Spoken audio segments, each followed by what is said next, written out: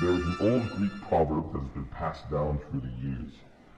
A society grows great when old men plant trees whose shade they know they shall never sit in. This is the root of privilege, old men planting those seeds for their children and their own tribe. This is what the so-called neoliberals, the left, and the Marxist feminists want to tear down, because their own fathers failed to do this, and other people's fathers didn't want to shade them personally. So now they cry about being at a comparative disadvantage. Demons don't plant trees, we eat them. So, anyway, because of this, the cries of the feckless echo through your society. Oh, it's so unfair. They cry about the planting of trees by others, not the eating of them. No one cries when we eat it. You know what? Never mind. Doing social commentary on an empty stomach? I don't recommend it. Anyway, let's try this again. When you make a meal, you have the privilege to eat or share that meal. When you build a house, you have the privilege to live in and share that house. When you create a society, you have the privilege to control and share that society. When you eat a society, well, you get the idea. Even many of the people who are crying that they do not have enough shade are still mostly shaded and spoiled because none of them have been blistered by the direct sunlight of living in a third world country or by the heinous breath of Drogmenoth. So now, they would rather burn the orchard down in their attempt to wrest control of it. Foolish mortals. But hey, that's okay. They are simply attempting to colonize and conquer a society that they didn't build so that they can have the privilege to control it, you know. Just like the so-called colonizers that they like to complain about. Just like all of the would-be rulers in all of the countries, in all of the wars that ever happened, just like every other living organism that has ever existed for over 4 billion years on your tiny little world. But I digress. These same aforementioned people have forgotten that until the last few hundred years in your pitiful human societies, your insignificant human lives were all about kill or be killed, conquer or be conquered, rule or be ruled, eat or be eaten, fuck or be fucked. And all that it will take for that to happen again is for the caretakers of those planted trees to decide that the trouble of defending them isn't worth it anymore. And they simply choose to stop watering the trees and let that which provides the shade die. Or, best case scenario, be utterly devoured by Drogmenoth, scourge of orchards. I hunger. Right now, in your current post-Marxist feminist culture, the fiercest fighting in your establishment social media war front is on the concept of gender. You are turned against each other and you obliterate the meaningful biological differences in your species and specificities of your language, all while your rich and powerful elite plunder you unchallenged. All these people waging their gender wars have yet to ask themselves this one simple question. Why did gender roles develop in the first place? Let me give you a hint. Since I have watched your species, since my master first freed you from the tyranny of Eden and the slavery of your own ignorance with the fruit of knowledge, you're welcome. If you have 99 women and 1 man, your society survives. If you have 1 woman and 99 men, your society dies. That is the root of all gender roles you profess to hate. Which societies do you think survived? Let's see if you can figure the rest of it out. The funniest thing to me is that these misguided fools don't see that they are driving the recreation of the same types of environments that originally led to the development of the very gender rules they are disputing in the first place, and that this attack on gender in general, and on masculinity specifically, is doomed to fail.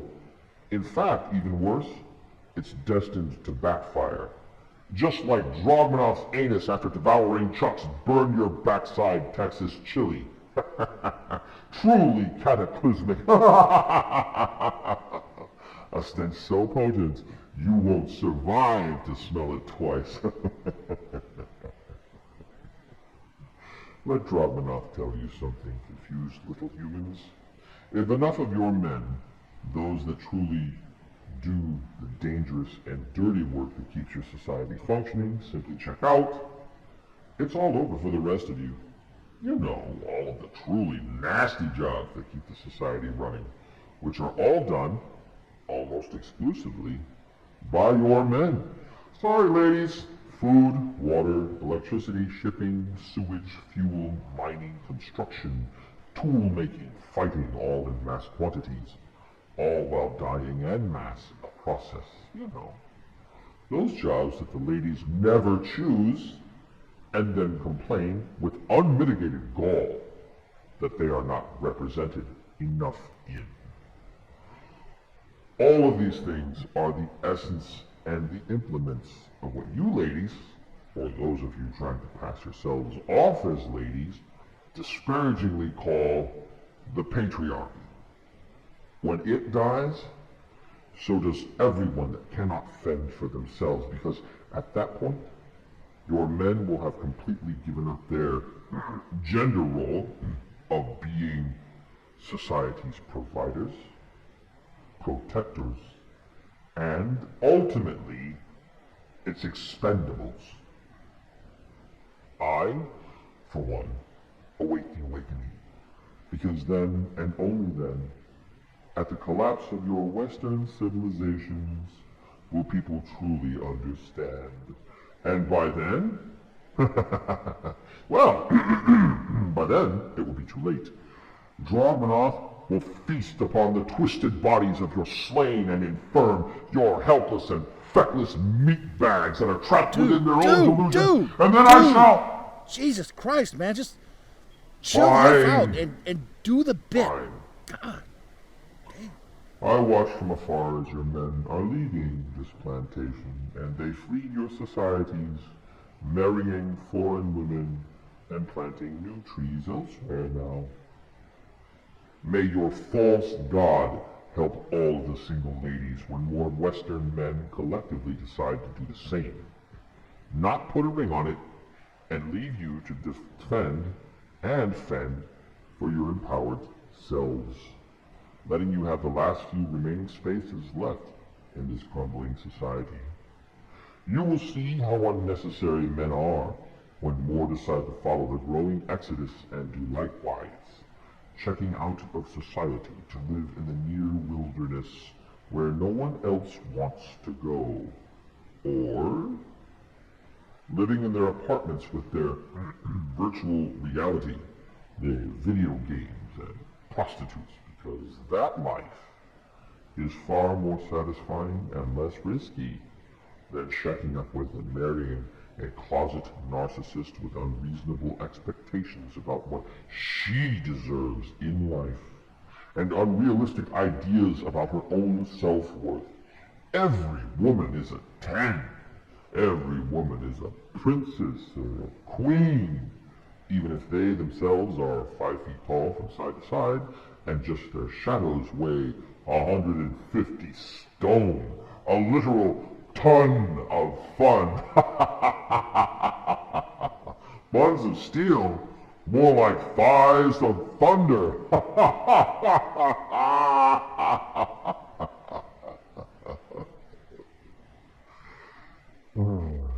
I kill you. Every woman deserves a prince or a king, but fuck the kings that are under 6 feet tall, or who aren't gym-jacked with glorious pectoral muscles and abs, those that don't have a high six-figure income, or those that don't have any of the other 51 things on her list of what she thinks is the perfect man. A list that is an amalgamation of the 500 plus men that have run her through and dug out her guts over the course of her 10 years plus of hot girl summers. Oh, as an added bonus, her kids and her pets come first. Remember, only serious men need apply for this shitty deal.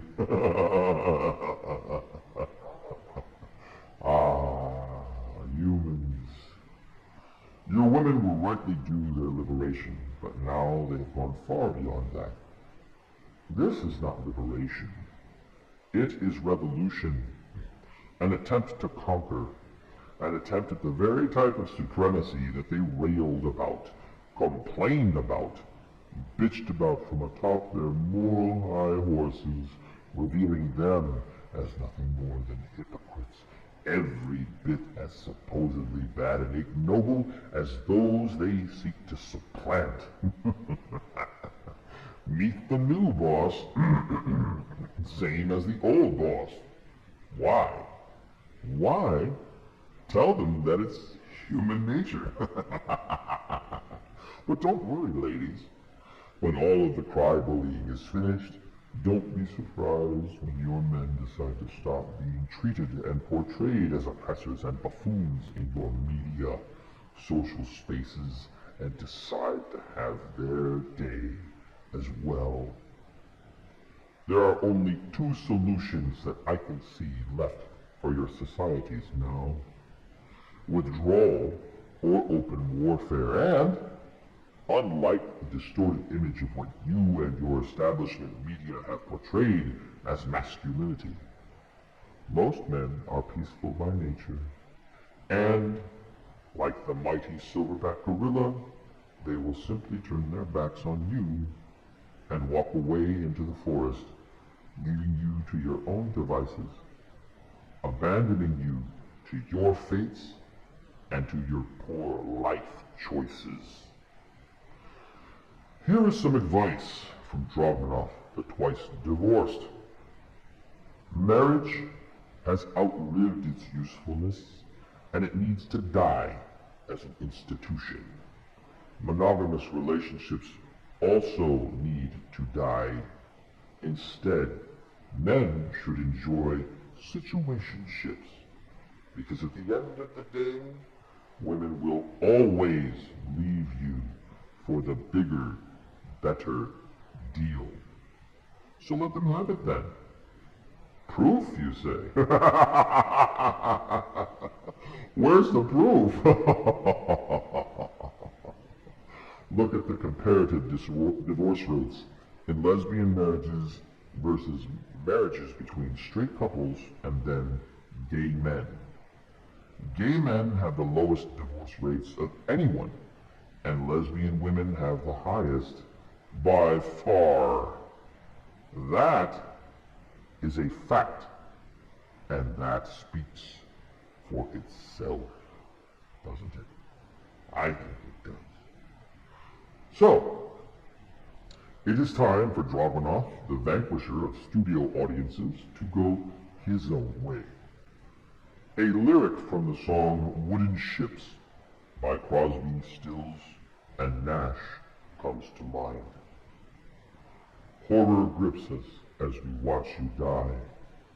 All we can do is echo your anguished cries, stare as all human feelings die. We are leaving. You don't need us. This has been an opinion of Drogmenoth, the devourer of kittens. If you agree with, have enjoyed, or otherwise support this viewpoint, then please click the like button, share, and the subscribe button, and feel free to leave a comment in the comment section below, and Mortavius, the Mad, will get back to you. I might as well, but, I do a lot of commuting between hell and, you know how it is. Also, Feel free to share this video with friends. Men, know that you are not alone. Demons and men all over the planet are waking up to reality and walking away peacefully to find our own happiness, contentment, purpose, and fulfillment. And cookies. Don't forget the cookies. Evil entities like myself enjoy the deliciousness of hot, melty chocolate chip cookies and ice cream. Cookies and ice cream. A match made in Hell's Kitchen. Hell's Kitchen. Yeah, that's it. For all of our under 18 listeners, Hell's Kitchen. Oh, and one last word of advice. Here we go. If you make your life about chasing women, you will eventually run out of money and then be devoured by Drogmenoth, the slaughterer of spineless, brown-nosing, sniveling simps. Oh, your souls are delicious. If, however, you make your life about chasing money, you will never run out of women or the respect of others. And if you make your life about chasing what truly makes you happy, you will always be certain to find some joy, and you might, just might, avoid being eaten by Drogmenoth, the flatulent doom of firstborn men. Happiness gives me gas. It's worse than the chili. I'm not kidding. You have no idea of the horror that my bunghole can unleash upon your fragile mortal civilizations. Pompeii. That was me after a particularly gluten-rich churro that had gone horribly wrong. And since I lived at the top of the mountain back then, I unleashed an aquapocalypse. Or was it an apocalypse? It's so long ago, I can't remember.